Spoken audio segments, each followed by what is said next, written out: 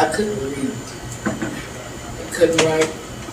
I've always, since I was 11, I've been working. There's 12 of us. And my mother was having surgeries back to back. And she told me the last time she had the surgery, thyroid surgery, because it was a week apart, that if she didn't make it, my job was to raise us, keep us together, let nobody know that she was gone, so we could stay together.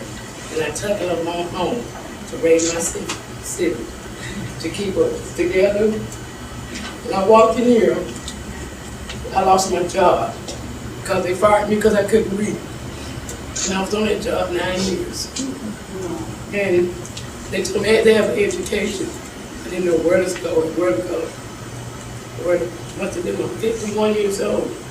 Last year, I walked in this door in Miguel. I couldn't read what the thing was saying, but I seen the word GED. And I asked him, he was in that office. I said, sir, could you tell me what that meant? He gave me a paper. He told me exactly where to go, how to get there, and everything. And I went to school. When I went to school, he promised he would be there. So I'm here in orientation. He said, thank you for coming. So he said, you want to enjoy yourself, I was ashamed because I couldn't read nor write. I've always taken people with me to help me. Or I've asked my papers to my son in college and asked them before I sign it, where if mama's junk, don't worry about it. Or I'm going to fax it back to you. Or where to sign it at, So when I got in class, I introduced myself to my class and let them know I couldn't read. A lot of people there could read. A lot of people could write. A lot of people could add money.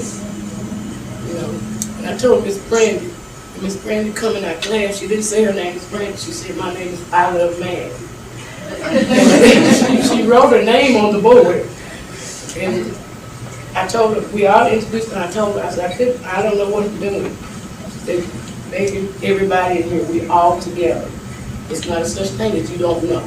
We're going to learn. We're going to work together. And it's nobody's going to, I said, they laughed at me all my life. This is going to laugh in here. She said, we promised we all going to work together. We studied together. We didn't know how to do it. She said the students chairs, give us the markers. And where we was confused at on a math problem, she showed us the board. We had to put the problem up there. We worked it out. Every one of us. We learned from adding. I'm here with fractions. I'm here with reading. I'm still there. But I know how to read my own mail now. I know how to do my own money orders. I love the Wilkinson Center. I come go every day, Monday through Fridays.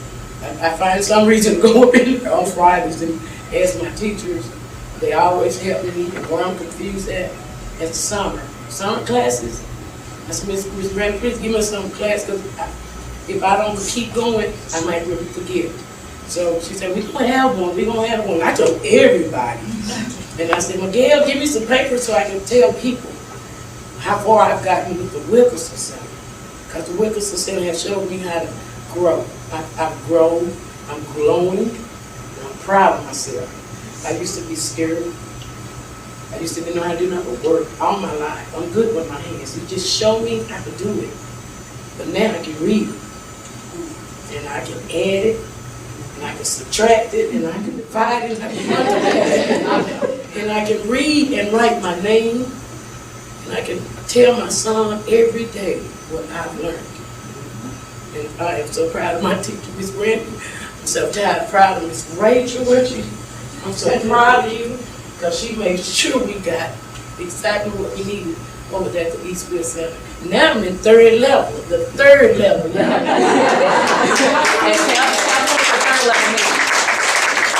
Third level means I'm a GED Eastville student. And you have to go through 3 levels. I kept telling them I couldn't do it. I went and did this test. Miss Perry, you did it. Now you're going to level 3. I'm not leaving them. They think I'm going to get rid of them. I'm just right there at the same building. I'm going to be coming down the hallway. How do y'all do this, But I'm in level 3, and I got it. I studied it.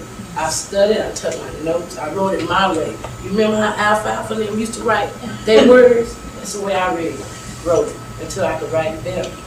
I wrote the C's where the S is supposed to be in, the Z's where the C's supposed to be, but I wrote it my way. And I learned. And my notes, everybody wanted my notes. Because I wrote everything there. And I had to ask the teachers and they answered us all the time. So y'all just please, whatever you do, don't take Miss Brandy. Don't take Aisha, don't take Miss Rachel, please don't take Mr. McGinn. Mr. McGinn has an ear to hear everybody. And Miss Brandy, you know it.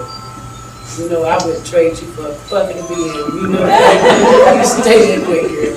And Miss Rachel, thank you for giving us the teachers that you did.